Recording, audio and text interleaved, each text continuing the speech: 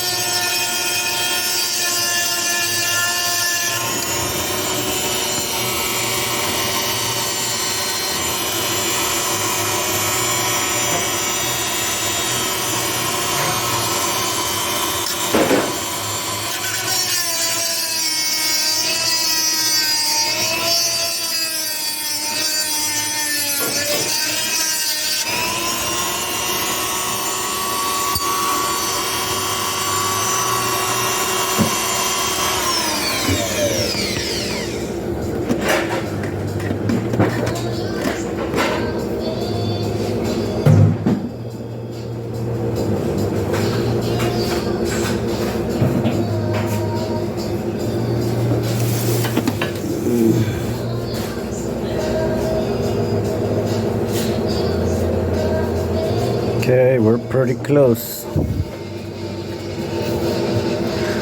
The point is to cut both sides so that the outer body of the bearing comes out.